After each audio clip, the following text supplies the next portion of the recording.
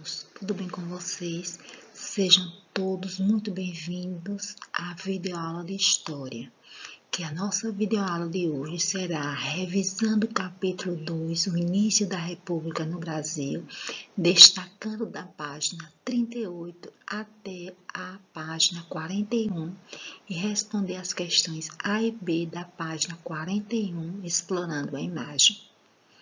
Vamos para os nossos slides. Nós vimos o que? O que vamos destacar, os conceitos gerais. O coronelismo, o voto de cabresto, o curral eleitoral, a comissão verificadora de poderes, a política dos governadores e a política do café com leite. Então, o período da República das oligarquias é o poder centrado na mão de poucos, de um pequeno grupo. E quem dominava o poder nesse período da Primeira República? Os cafeicultores, a elite rural, principalmente de São Paulo e Minas Gerais, que se destacavam na questão das fazendas da produção cafeeira, da produção do café.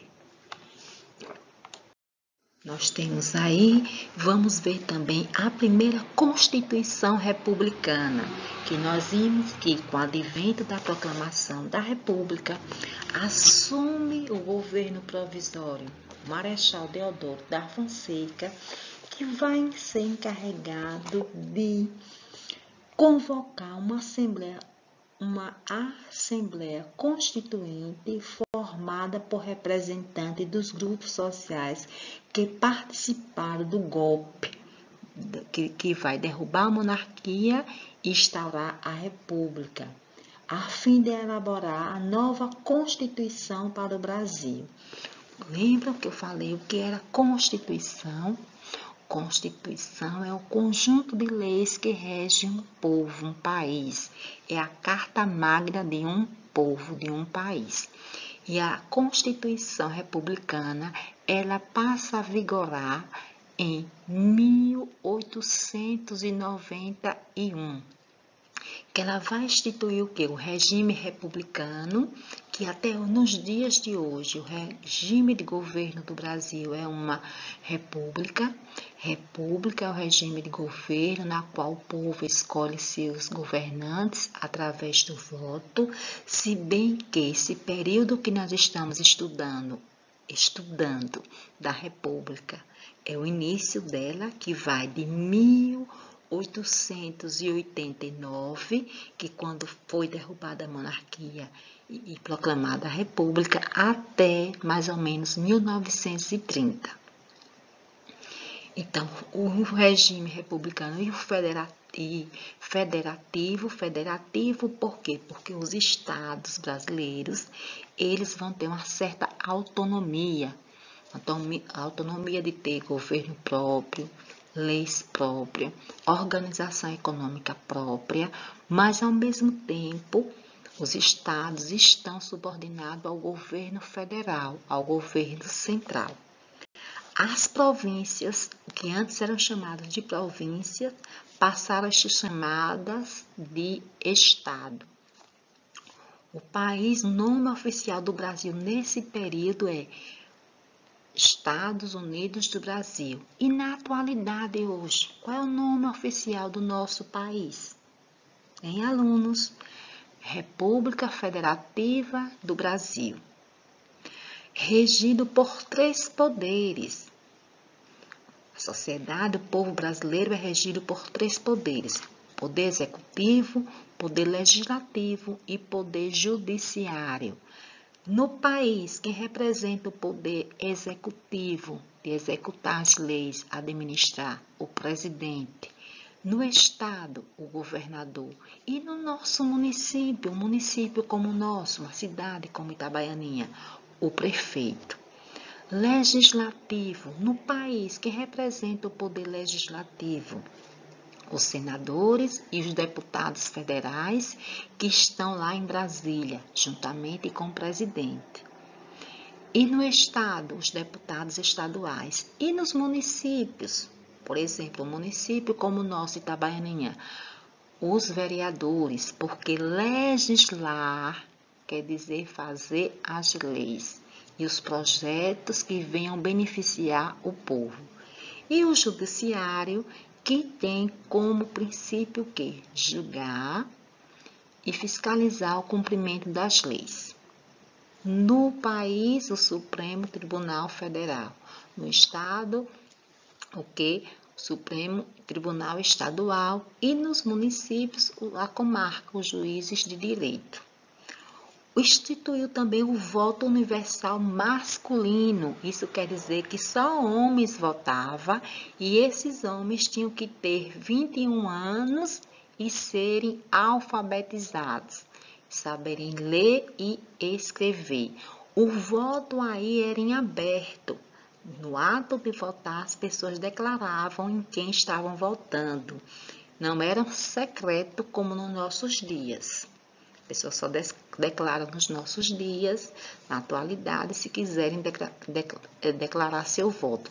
Declarar para quem está votando, mas o voto na atualidade, nos dias de hoje, é secreto.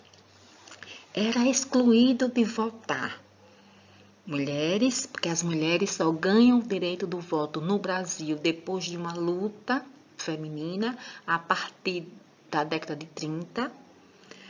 Religiosos, quer dizer, padres, não votavam, mendigos e analfabetos, ou seja, quem não soubesse ler e escrever não votava.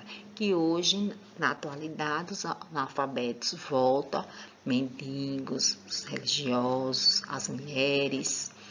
A separação entre Estado e Igreja, o processo de laicização, laicizar, separar os assuntos do Estado da Igreja, que antes na monarquia era tudo junto. Quando houve a separação, ou seja, a laicização entre Estado e Igreja, isso quer dizer que não havia mais uma religião oficial. Por isso que o Estado brasileiro, até nos nossos dias, é um Estado laico, não tem uma religião. Instituição do casamento civil. O casamento que vale, né, perante a lei, é o casamento civil, que até nos dias de hoje está em vigor. Isso eram algumas características da Constituição Republicana de 1891. Agora vocês sabem em que ano foi promulgada a Constituição que nos rege na atualidade? Em 1988. Vocês podem até procurar um artigo, o que ela traz dos nossos direitos e dos nossos deveres. A chamada Constituição Cidadã. Aí nós vamos ver também o funcionamento da estrutura na política da República Velha, que vai de 1889 a 1930, que eu já falei. Temos aí café com leite federal, o presidente, a política dos governadores a nível estadual e o coronelismo a nível municipal. Tudo aí, presidente, governadores, coronéis, isso se resumia na questão do quê?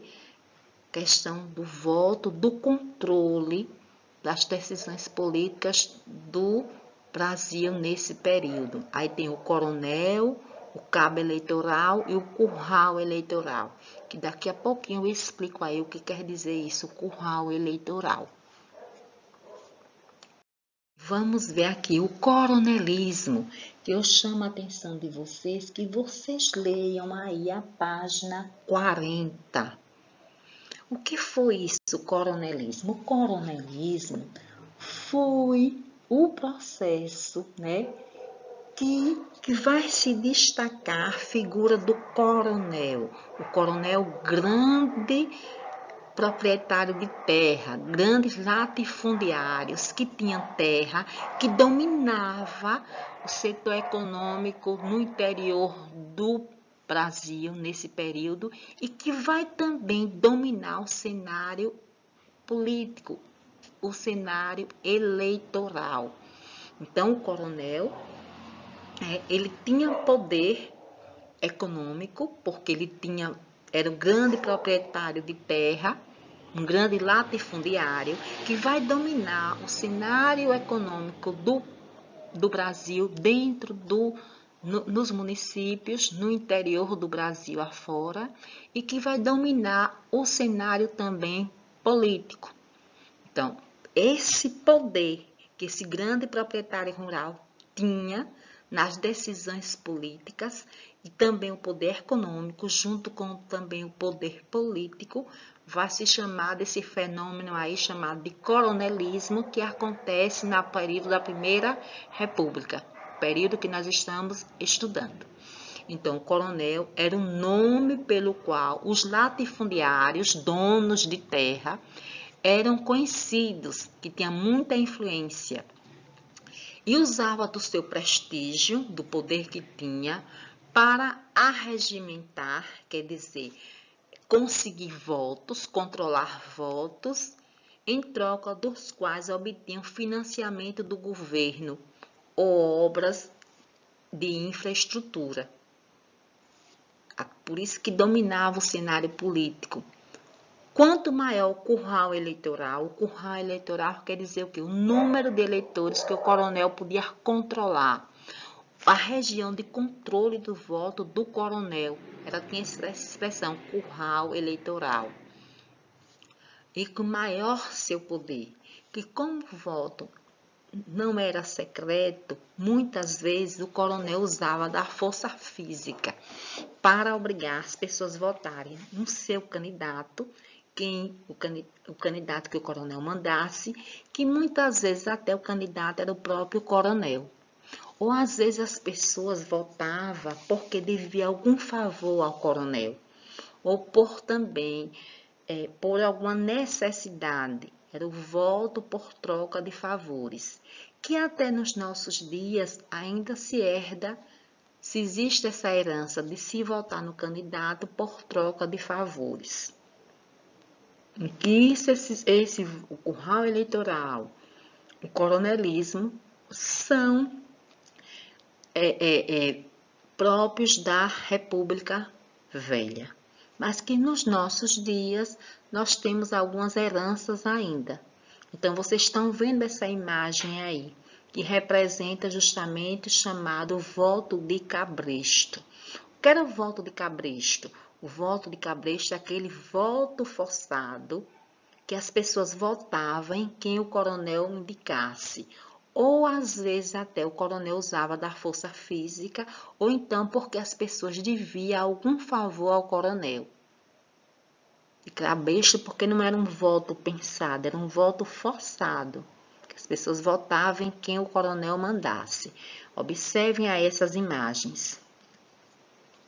Então, esse controle sobre os votos dentro do município, esse poder, da questão de conseguir o voto, de controlar o voto das pessoas e esse prestígio desses grandes latifundiários foi chamados de coronelismo, latifundiários, donos de terra.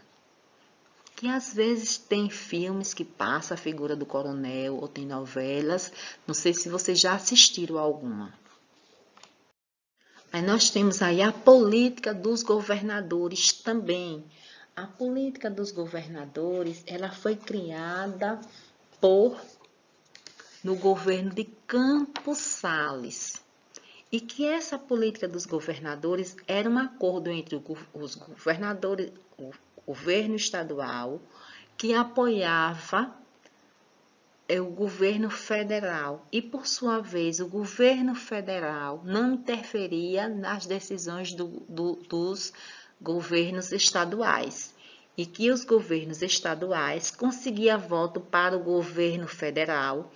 Quando esse candidato ao governo federal vencia as eleições, que se tornava presidente, mandava para aquele estado que o apoiou alguns favores, como construções de ponte, de estradas, empregos, escolas.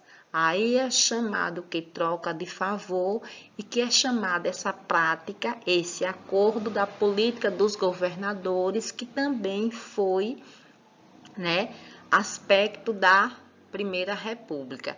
E que essa política dos governadores ela vai contribuir para que os mesmos grupos políticos se mantivessem no poder durante muito tempo. E através também da política dos governadores que vai influenciar a política do café com leite. Então, assim o presidente conseguia os votos dos estados para a continuidade dos seus projetos e, em troca, não interferiam em disputas de poder local das oligarquias. Oligarquias, aquele grupo formado pela elite rural. Que nos estados e nos municípios, quem era essa pessoa que tinha esse controle das decisões políticas, dos votos? O coronel, que tinha prestígio econômico, porque tinha poder econômico, grandes latifundiários, grandes donos de terra, como também controlava dentro dos municípios a questão política. Aí nós vamos ver a política do café com leite, que a política do café com leite consistia na alternância de presidentes escolhidos por São Paulo e Minas Gerais, e que esses dois estados, São Paulo e Minas Gerais, dominaram o cenário político do Brasil. Por quê? Porque eram as principais economias, a produção do café. São Paulo se destacava como sendo o estado, o mais importante na economia, que até nos dias de hoje e Minas Gerais com a produção do leite. Então, esses dois estados dominaram o cenário político do país nesse período, que ficou conhecido como a política do café com leite, que se alternavam. Ora era um presidente paulista, era um candidato paulista que ia concorrer às eleições do país, ora era um mineiro. Então, essa a oligarquia, os donos, os cafeicultores de São Paulo e Minas Gerais, dominando o cenário político do país, com alternância de candidatos ou paulista ou mineiro, ficou conhecida como a política do café com leite. Que as oligarquias menos expressivas apoiavam o acordo em troca de cargos ou ministérios, como por exemplo o Rio Grande do Sul, a Bahia, Rio de Janeiro, entre outros estados, que vocês estão até observando aí, olha. Aí, na imagem, na charte, esses estados podem ser o Rio Grande do Sul, Bahia, Rio de Janeiro, que estão querendo chegar ao poder, mas que esse poder é controlado por esses dois que estão aí em cima, que representa quem? São Paulo e Minas Gerais, que dominava o cenário político do país nesse período. Então, a oligarquia, que quer dizer governo de poucos, o período em que o Brasil foi controlado por cafeicultores da região sudeste, principalmente de São Paulo e Minas Gerais. A política do café com leite consistia na alternância de presidentes escolhidos por São Paulo e Minas Gerais no âmbito federal. As oligarquias, quer dizer, o governo de poucos, menos expressivas, que não tinham tanto poder assim, apoiavam o acordo em troca de cargos ou ministérios, como, por exemplo, o Rio Grande do Sul, a Bahia, Rio de Janeiro, entre outros. Vocês estão observando aí, eles querendo chegar ao poder, mas que quem está controlando esse poder, representado esses dois homens que estão aí em cima, e que aí a cadeira da presidência é São Paulo e Minas Gerais. A política do café com leite, ela só vai enfraquecida, ela só acaba quando Getúlio Vargas assume o poder em 1930, porque Getúlio Vargas não era nem mineiro, nem paulista, ele era gaúcho.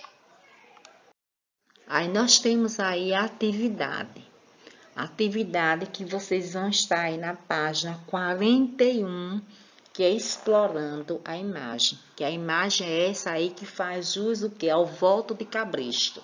Lembre que o voto de cabresto era a prática comum, principalmente no interior do país, que quem controlava a política e as eleições no interior do país, dos municípios, o coronel. E servia para manter as elites oligárquicas no poder. Controlando o resultado das eleições, o coronel exercia grande influência na política estadual, chegando até mesmo a administrar a justiça e a controlar a polícia e suas áreas de influência, quer dizer, no seu curral eleitoral. Era controlado pelo coronel. Aí nós temos a letra A, tem assim: faça uma descrição da charge. Charge quer dizer da imagem, que vocês estão vendo, pode ver melhor no livro de vocês, quem tem o livro. Que vocês vão descrever o que estão vendo aí, né? Vocês observem, tem assim, vocês podem estar colocando. A charge apresenta 3 personagens. Uma mulher, que representa a soberania, um homem que representa um político e outro homem com cabeça de mula ou burro que representa um eleitor. A soberania, a mulher, apresenta a urna eleitoral para os 2 homens. O político traz o outro homem, que é o burro, sob controle de um cabresto. Não, que pode ser aí a figura de quem? Do coronel, que controlava o cenário político. Por isso que essa imagem também representa o voto de cabresto, aquele voto controlado pelo coronel. Então, aí nós estamos vendo que é uma política de quê? De subordinação em relação ao político, né? A letra B, em sua opinião, o que o artista procurou representar por meio dessa charge? Justifique sua resposta. Que também é pessoal, que vocês podem estar colocando que é uma denúncia feita pelo artista entre a questão do voto de cabresto, que era aquele controle político que está representado aí no contexto histórico das oligarquias, aquele grupo que dominava o cenário político. Então, turma, vocês façam a atividade, copiem as questões no caderno, respondam no caderno, vão ao livro. Quem tem o livro, vão ao livro, leiam as páginas, que nós revisamos a nossa videoaula da página 38 até a página 41 e que a nossa videoaula está terminando. Vamos ficar por aqui até a nossa próxima videoaula, até o nosso próximo encontro.